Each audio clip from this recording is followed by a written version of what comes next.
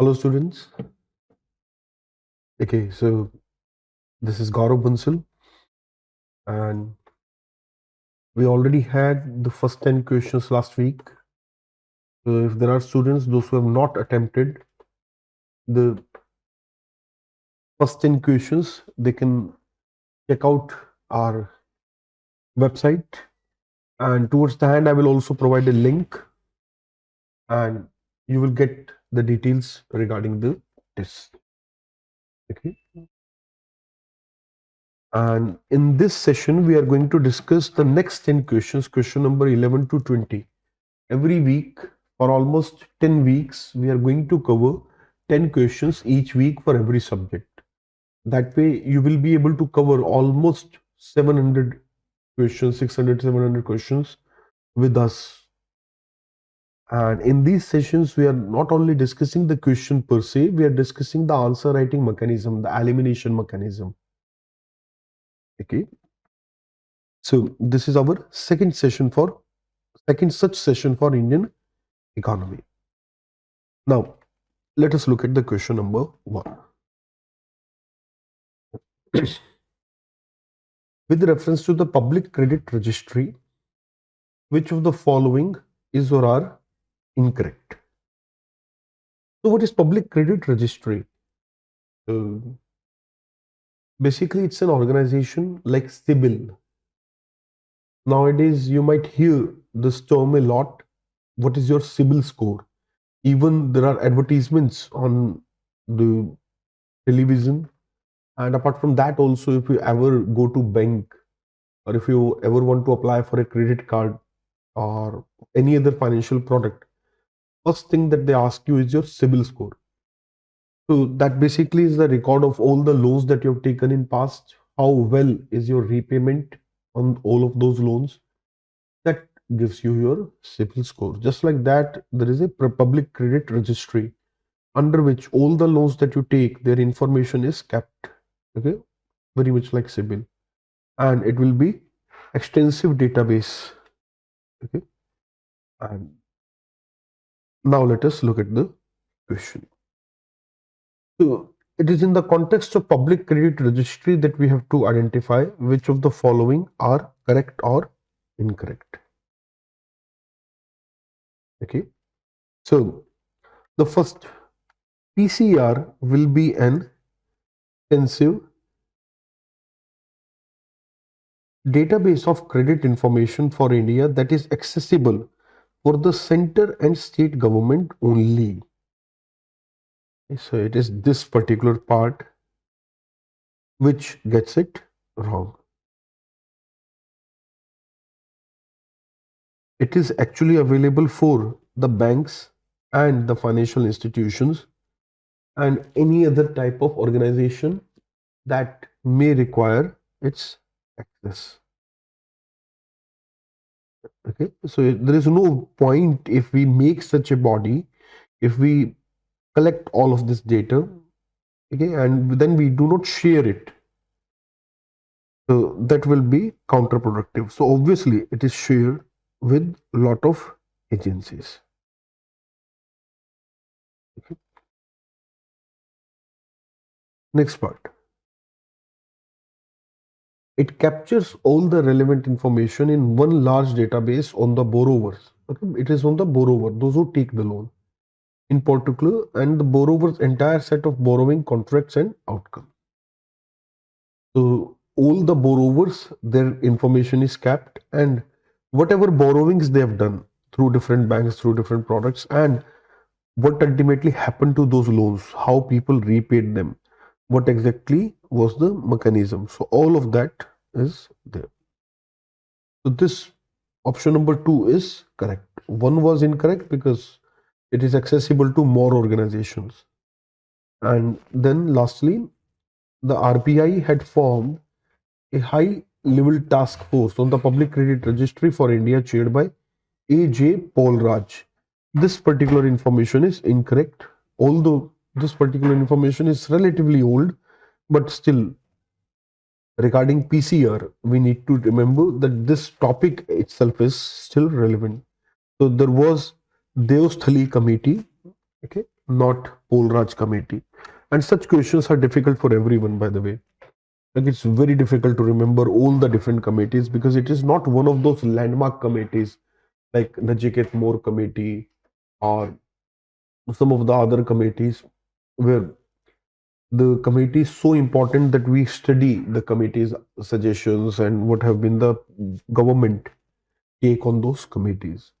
So yes, such questions are tough whenever they are asked, and we have to be prepared because these are asked despite our dislikeness about such questions. Particularly option number 3 I'm talking about. In this case, C, since we have to talk about the correct ones, C is the correct option.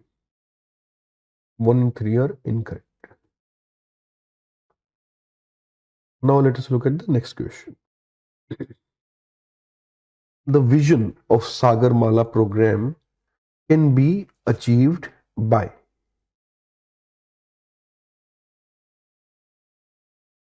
reducing the cost of transporting domestic cargo. Okay. What is the vision of Sagarmala program? That also we need to discuss. First, let us look at the options. Second, lowering logistical cost of bulk commodities by locating future industrial capacities near the coast. Okay. And third, improving export competitiveness by developing port proximate discrete manufacturing clusters. So we need to identify which of these are correct. So before we talk about these specifically, we also need to understand what is the vision of Sagarmala program. The Sagarmala program over time has been enhanced, and now under the national infrastructure pipeline, the vision of Sagarmala is much more wider. Now we are not only talking about the ports development, we are talking about port-led development. The Sagarmala is no longer just about the ports. It is about the development of entire coastal industrial belt, the development of coastal cities, coastal towns, and development of a new pattern of industrialization in such a way that industrialization is close to the port cities and it gets the advantage of the international trade.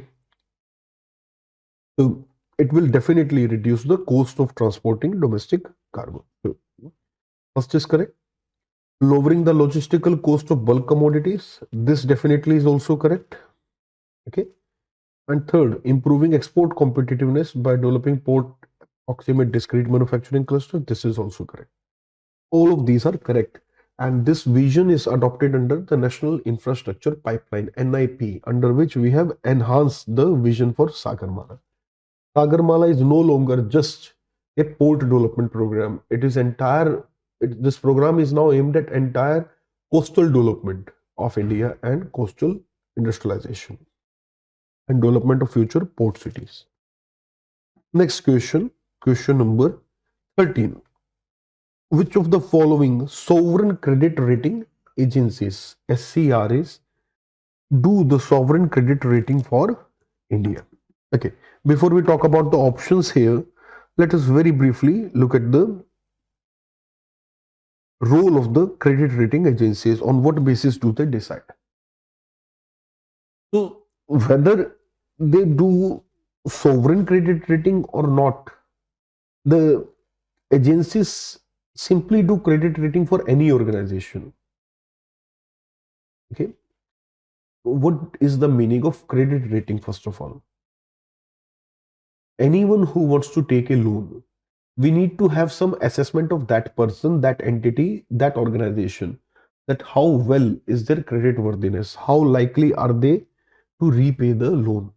Somebody who has a good track record of taking loans and returning them back, such people are more likely to return the loans because they are regular part of financial markets and they understand the importance of the financial system, and they would not like to be get out from the financial system by defaulting on a loan, because once you default on a loan, then you will be pushed out from the financial market. Nobody will give you loan very easily. So credit rating, right now I'm talking about credit rating only, not sovereign credit rating, is of utmost importance for individual we can say the CIBIL score, for example, is primary today. For you to get a loan, for me to get a loan, a CIBIL score of, let us say,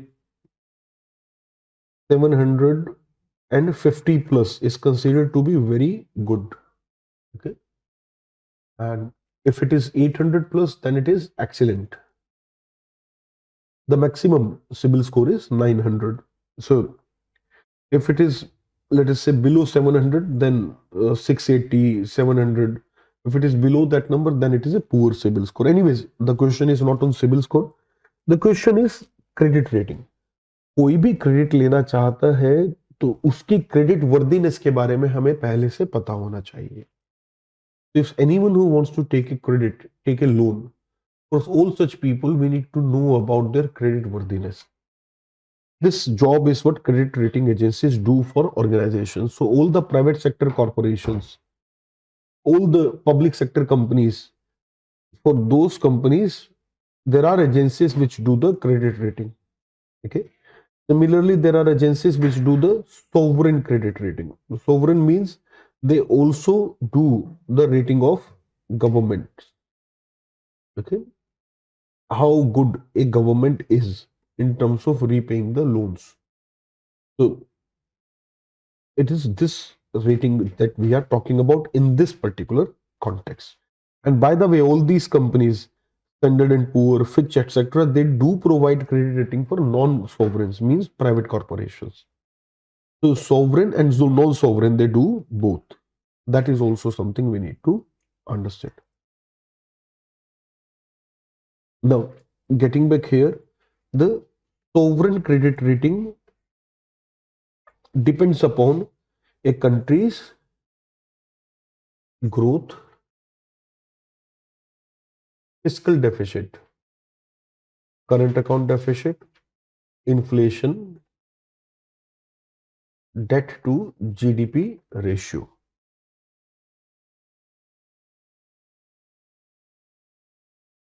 So, and then there are more parameters, definitely political stability and other factors are also there. So if a country has good macroeconomic stability, if a country is more stable, then it is more likely to repay the loan. If a country is having good growth, then it is more likely to repay the loan. So it is on such parameters that we decide what would be the credit rating for a country. Now, finally, what kind of agencies do the credit rating? So in this case, Standard and Poor does the credit rating. Moody's, okay, both of these are very popular. So I'm sure first two almost everybody knows about. The third is Fitch credit rating or Fitch ratings. That is also decently popular, not as popular as the other two, but still decently popular. Okay, then India has its own credit rating agencies. For example, CRISIL. This is India-based credit rating agency. Okay, then ICRA. Okay, that is another Indian credit rating agency. So likewise, there are so many different agencies which do the credit rating. Similarly, Rating and Investment Information Japan, that is also a popular credit rating agency.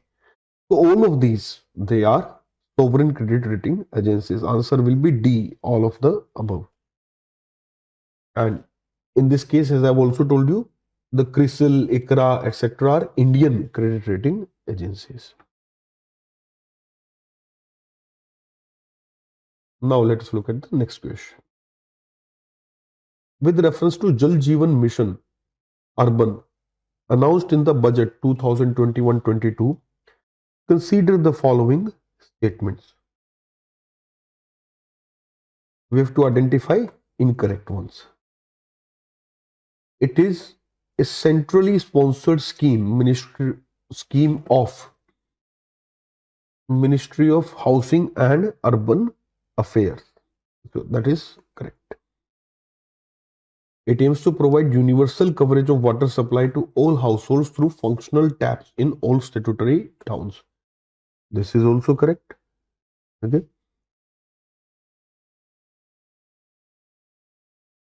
Third, the entire water demand under the scheme would be met with the reused water. This is not correct. Okay. the scheme cannot be made or cannot be run only by reclaiming the used water or by preventing the, let us say, wastage of water. So it's not that alone that can provide us all for all of our requirement. It is in this context that we need to look at it. Third is incorrect. Even if you do not know it, the third particular point, automatically it is logical if we have to provide universal coverage of water supply. It cannot come from sewage reclamation or other kind of reclamation. You cannot just provide water to everyone just by reclaiming the water. So E, third only should be the answer. Now let us look at the next question. Okay, so by the way, in this question, as I told you, sometimes it is possible to logically deduce something. Okay, here we logically deduce something. If in case, definitely you need to know the other two, or at least the point number two. From two, you can judge the third also. 15th, plain factual questions. So we have tried to kept the pattern of these questions very similar to how UPSC ask. So there are some direct factual questions. There are some questions which are, let us say, concept oriented. Then there are questions which are scheme based. So exactly like that, we are also asking. So according to budget 2022, a multi-purpose seaweed park will be set up in which of the following states? In this case, the answer is Tamil Nadu. There is no logic. There is nothing detail here. The answer is simply Tamil Nadu. And what is a seaweed park? What is the use of seaweed, by the way? The seaweed itself is a very important organic fertilizer. So if we can create some institutional mechanism with it, then it can be significantly beneficial. We can create organic fertilizers through seaweed. With reference to primary deficit, consider the following statement. So we will also discuss what is primary deficit in this context, and then we look at the options. So primary deficit is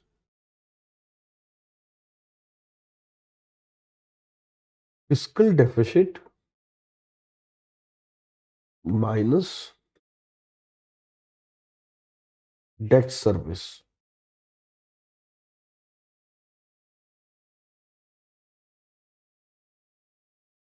What is debt service?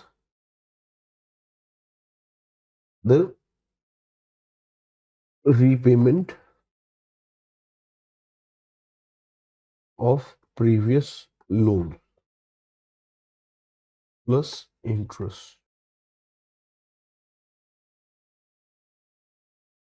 So primary deficit basically means fiscal deficit minus the old loan payment. Fiscal deficit is the new borrowing. Fiscal deficit is new borrowing minus fiscal deficit is new borrowing. So PD, primary deficit is new borrowing minus old payment. That is primary deficit. So if the new borrowing is less than the old payments, over time our debt to GDP will fall. This is the importance of primary deficit. Debt to GDP ratio is a very important economic indicator. This debt to GDP will fall if primary deficit,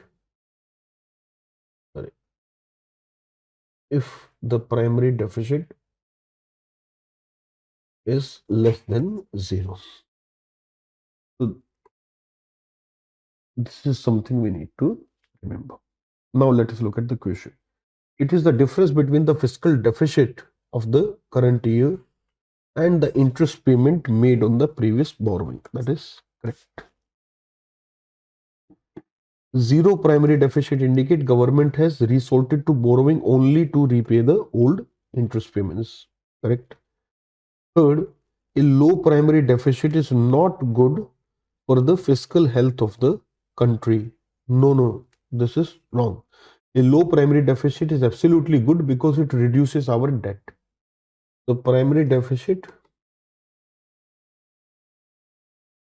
like other deficits, shall be lowest possible. Okay, possibly less than zero. So that is what we want. So third is incorrect. Answer is B, 1 and 2 only. Question number 17. In context of agriculture, infrastructure and development, Cess, AIDC, introduced in the budget 2021-22, consider the following statement. A cess is levied over and above the existing base tax liability. That is correct. What is a cess, by the way? A cess is specific tax collection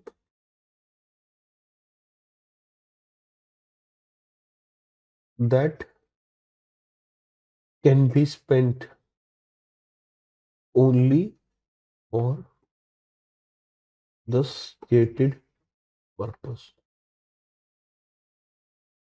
Stated purpose, declared objective. Okay, so if you announce that there is a Krishi Kalyan cess, if you announce, let us say there is Sarv Shiksha Abhiyan cess, or any such cess you announce. So all the collection from such cess, okay, will be spent only for that purpose. It cannot be spent elsewhere. So it is levied over and above the existing base tax liability. So if any such collection is there, this is over and above our tax liability. This part is correct. The unspent amount of any cess collected during a particular year cannot be allocated for other purposes. This is the very point I was talking about. Okay, this is also. And third, a central government is required to share the cess collection in a ratio of 75-25 with the state government. This is wrong. The cess is not shared with the state government at all. That is the point here. The cess amount is retained by the center like surcharge. Surcharge and cess, they are both retained by center. And today, cess and surcharge are a significant tax collection themselves. And this is against the federal structure of government. Finance Commission is not very fond of central government issuing too many cess. So it is not a great idea from federal perspective. You can have some of them, but having too many and getting a major tax collection through them is not a good idea because these are not shared with the states. Question number 18. With reference to one-person companies in India, consider the following statement. First, in a one-person company, the owner's liability for all business debt is limited to that person's investment.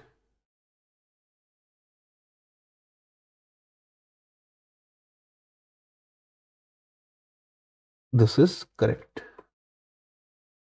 The owner's liability to all business debt is limited to that person's investment. For example, I open a company and in that company I invest 5 crore rupees. And now that company has 20 crore rupees claim. Okay. There is a claim on this company for 20 crore rupees by other people. So my liability is only for 5 crore rupees that I have given to company. Okay. My liability is not beyond that. So it is not possible that this company does not perform, so all my other businesses are sold and money is recovered from that. That is not a good idea. So that is also something we do not do. Second, in India, only an Indian citizen and an Indian resident can start a single person company. That is correct.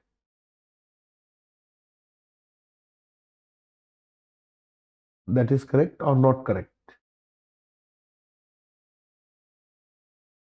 See, there is something which is missing here, and that is NRI. Basically, NRIs can also start such one-person companies. And this is the very reason this particular statement is incorrect. But this statement looks perfectly correct in the first reading. So that is why I said it is correct. I just want to see what is your reaction.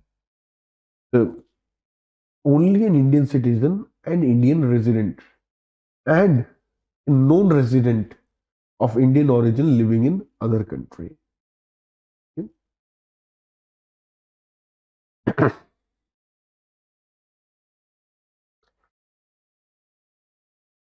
So a person can be Indian citizen and Indian resident or Indian citizen and NRI. Then also they can start a single person country. But they have to be Indian citizen. PIO, PIO who are not NRI, they cannot start a single person company. Only NRIs can. Or obviously Indian residents, obviously they can.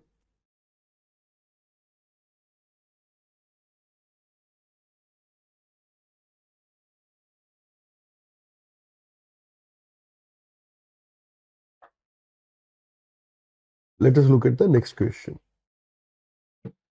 Question number 19. The share of financials and information technology sectors in the total market capitalization has increased over the last 2 decades. This part is correct.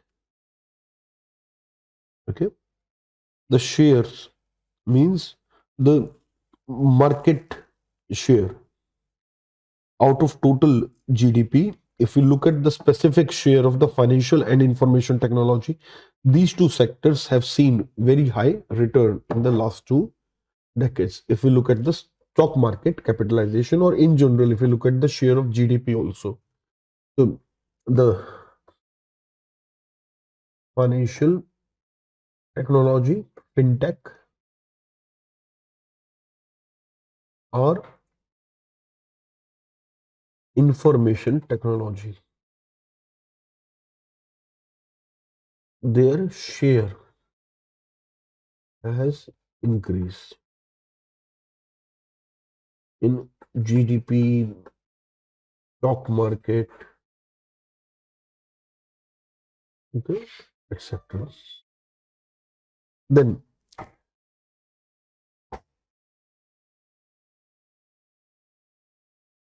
second option, Herfindahl index is used to analyze degree of competition within the two sectors. So that is also correct. The Herfindahl index, I will not go into detail what is the index, but let us say there is a Herfindahl index, okay, that we use in order to see the degree of competition within the both sectors. So we just want to see how is the concentration, how is the competition. For example, recently we have seen that within the IT sector, the Herfindahl index score has started to increase, means there is a room to increase the competition in the sector. So this is what Herfindahl index tells you, that how well a sector is performing, how is the concentration in a particular sector or between two sectors. So that is something we see, or the degree of competition. So in the IT sector, we are arguing that competition can be higher than what it is at present, whereas the competition in the fintech sector is currently also decent enough. So it's a bit complex concept. Maybe we can do a separate video on what is Herfindahl index and release it. So this is a broader concept. Or maybe I'll see if I can discuss it today also. Yeah, after the last question, I will see if that is possible. Now let us look at the next question. With reference to the Essential Commodities Act 1955, consider the following statements. It is applicable only to agriculture commodities such as onion and pulses. Okay, we are talking about Essential Commodities Act. This is wrong. And we are asking for incorrect. So for our purpose, this will be one of the options. It is not applicable only for agriculture commodity. It is also applicable to other primary sector products such as mining products. So it is not just for agriculture. It is there for primary sector. It gives the central government the power to fix price limits, regulate stock limits of the essential goods. Okay, there also we have a problem. Third, on average, the conviction rate under the Act is abnormally low at 2 to 4%. This is correct. So there are problems on routine basis regarding the Essential Commodities Act, but conviction rate is very low. Means people, they deal with such commodities in a manner that is not legal as per our system. Yet people are not caught, and even if they are caught, the conviction is very, very low. And essentially meaning that this is not dealt or considered as a very serious crime in the country. So this is the problem. Okay.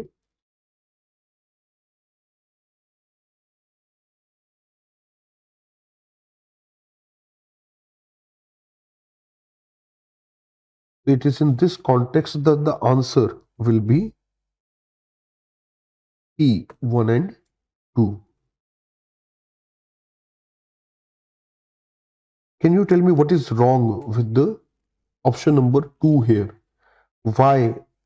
Why particularly the second option is wrong? What particularly is wrong here?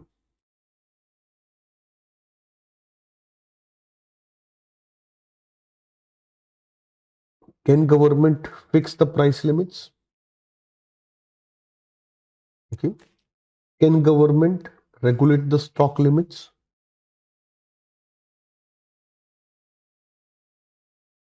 Or is there something wrong regarding some of the other aspects?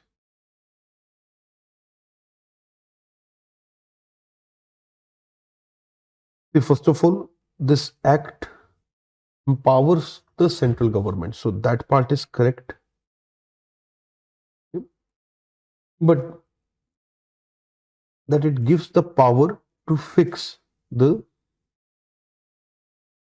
price limit itself is not 100% correct.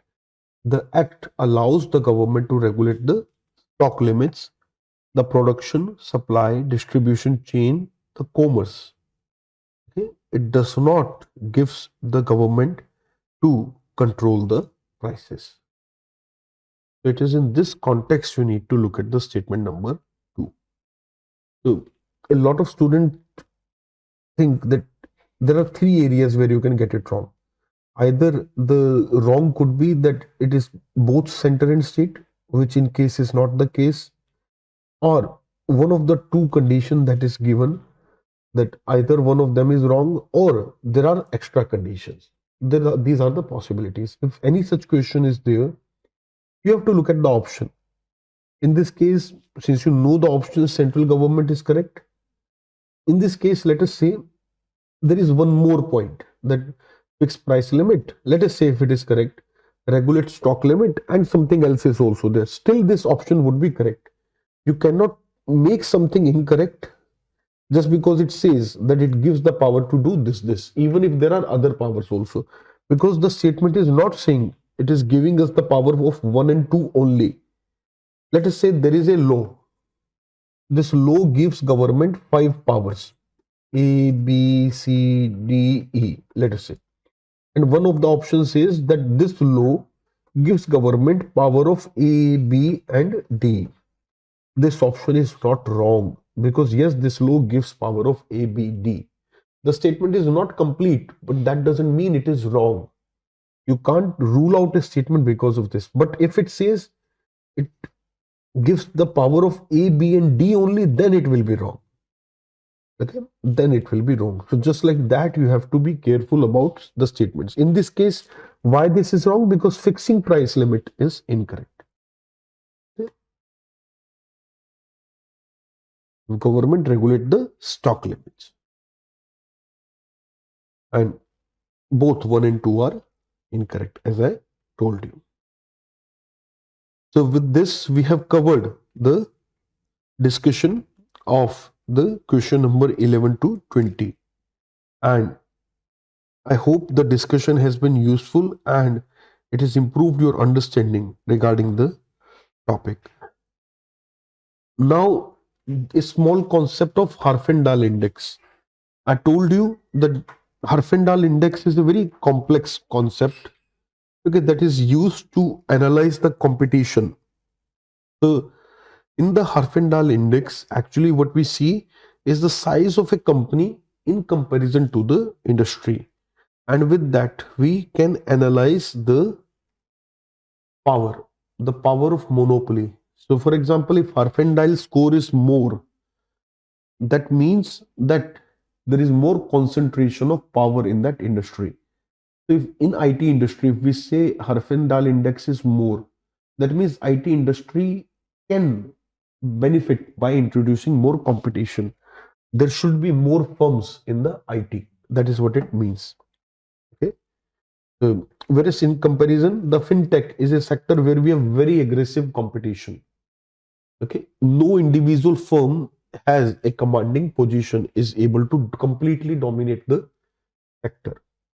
So, and we can do comparatively also. Okay, within two sectors, how the things are analyzed. We can compare these two, that which of the following has higher competition, higher degree of competition, or lower degree of competition. In this case, IT sector had relatively lower degree of competition between the two. So this was the concept of Herfindahl index regarding question number 90. So with this, we have completed the discussion.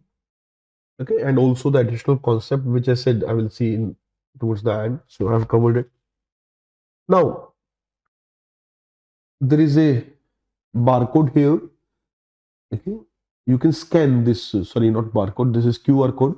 So there is a QR code here that you can scan, and after scanning this, you can attempt all such tests as well.